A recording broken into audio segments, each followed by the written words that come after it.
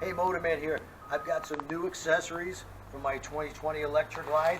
And as I said, I'm going to take you along as I add some things to the motorcycle. And first thing I'm going to show you now, notice this, when I took the last video, if you watched that, and I had the camera on the chin area of the helmet, the camera was actually looking through this windscreen, which is very distorted. Plus, it's a little bit low. Now, I'm looking over it when I'm riding, but probably about 3 inches over it. So I needed a new windscreen. So I contacted a company called Freedom Shields because I heard they had very good stuff. This is them. Can you get this, camera guy? Camera lady? That's Freedom Shields. And I explained to them what I was doing. And they sent me this great big box. Very well packed. And they sent me actually 2 windshields. This is the wider touring windshield. And I ordered the 8-inch. And it comes with a film on here so that you can install the windshield and make sure it's the correct height for you. And if you don't like it, you could send it back to them and they'll send you whatever height you happen to need. So they sent me this one, and in the box here is the second one. This is same height but not quite as wide. So I'm going to try both of them and see which one works best. And there's a little bit of a lip in here. That's the idea. This is to keep the wind from buffeting your helmet or the top of your head.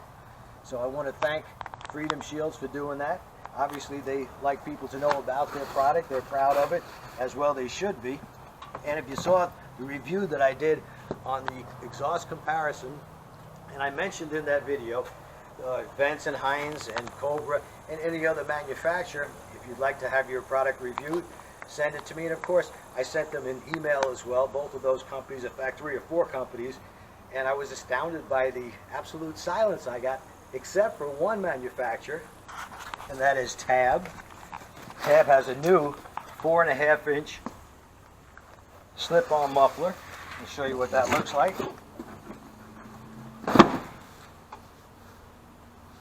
With the black tips. Wow. Very nice. Excellent quality. Beautiful chrome. And I'm going to put these on as well as the windshield today, and when I finish I'll take it for a little bit of ride and you'll hear what these sound like. I'm going to keep the zombie baffles in this one because mostly my wife is going to be using this bike and she tends to like a little bit more noise than I like. Plus, since I'm the one talking always in the videos, I can't have a muffler that's too loud. But I'm going to show you these. The other ones I had were the 4-inch, so these are the 4.5-inch. Also, I want you to know I added a radio to this motorcycle. Take a look at that. Now it was done by Auto Stylist up in Leesburg, and I'm going to put a link to all these companies. It was $535, which sounds expensive, except that I checked around on the internet and you can get all kinds of kits depending on what type of radio you want. One was like $800 and the guy shows you how to install it, and it looked like a real nightmare to me. Now prior to 2014, on my 2012 bikes, I installed a radio myself, and that was because the older glove box was perfect to fit any kind of radio you wanted in there. The new type of glove compartment doesn't allow you to do that, plus it's a nightmare to get to the speaker pods. So I had them install it. It was $535.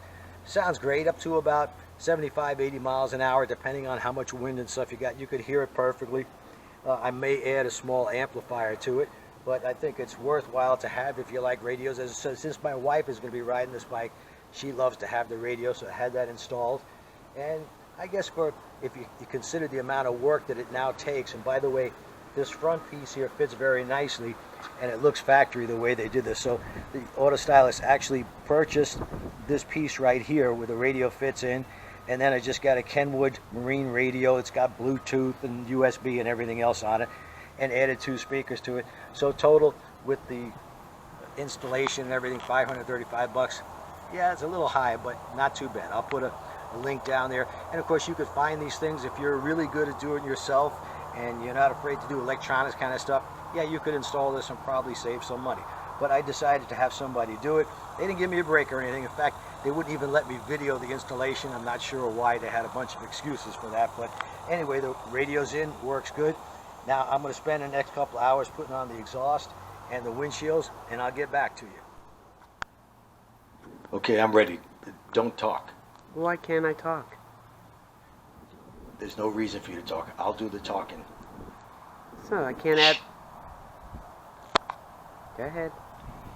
Hey, Motorman here. I've got the 4.5-inch pipes with the zombie baffles on the Electroglide right there, and I'm going to compare it right now to the tab mufflers 4-inch with the medium baffles, so you can hear the difference. And then of course I'm going to take it for a ride, so you'll be hearing it through the camera that I have on the motorcycle. So here's the comparison. We're going to start the bike up.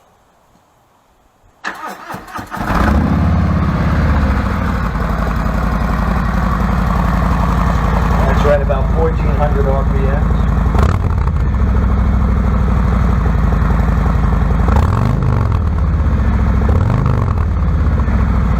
That's the tab 4-inch slip-ons with the medium baffles.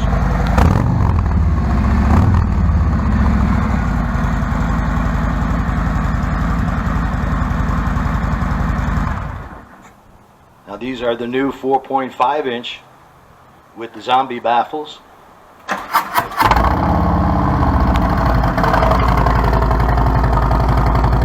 Again, that's a cold start, right about 1200 RPM, 1400.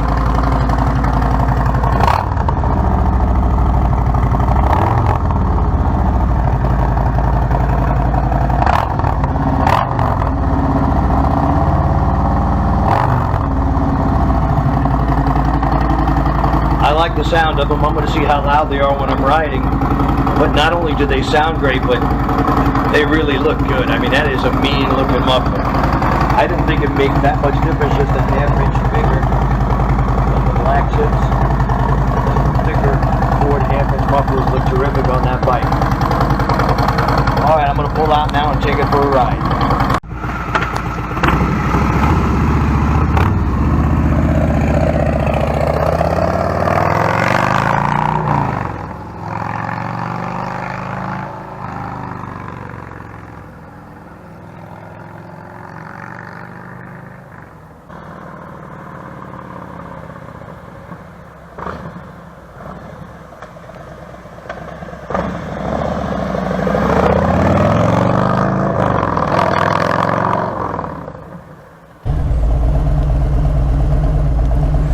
Okay, here we go. This is what it sounds like from the motorcycle.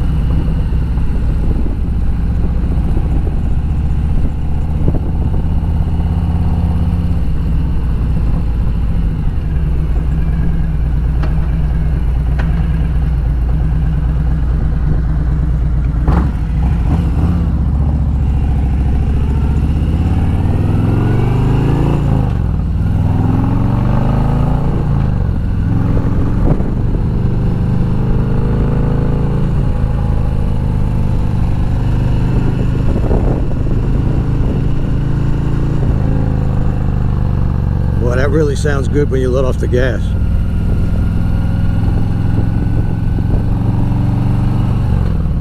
I must admit, I like these. I might even put the zombie baffles back in the other bike that sounds so good.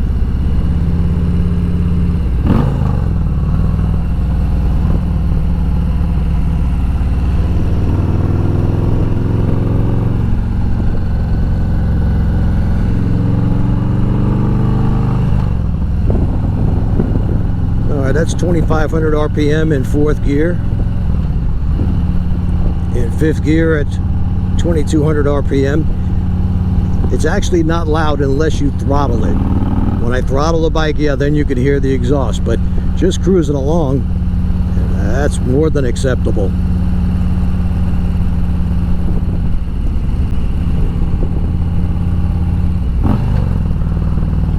Downshift into 3rd gear.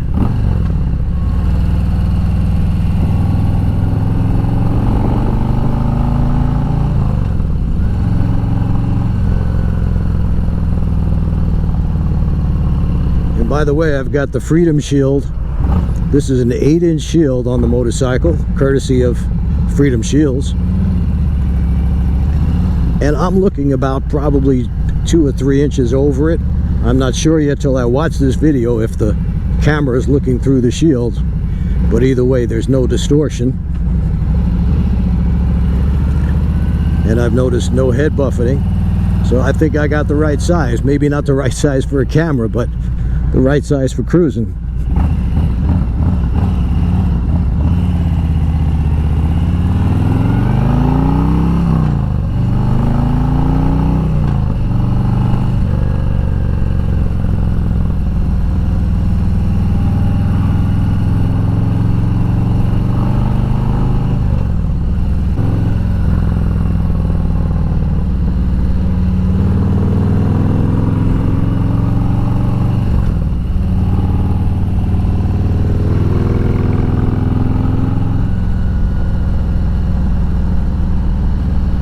It's a really nice throaty sound,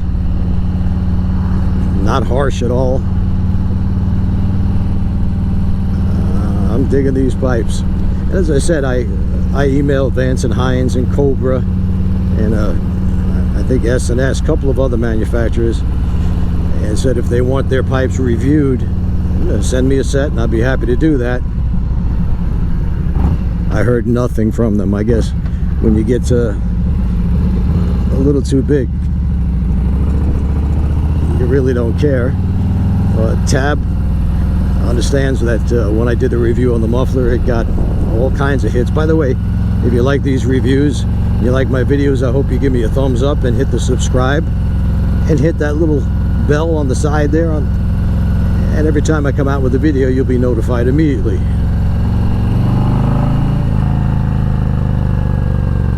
Oh yeah, I like that sound. These are badass mufflers. Haven't done anything to the bike as far as adjusted fuel injection or anything else, and I understand from some Harley engineers that you really don't have to do that. You might get slightly more power at the low range if you adjust the air-fuel ratio, but the bike actually learns as you ride. A couple of tankfuls and it shouldn't make much difference.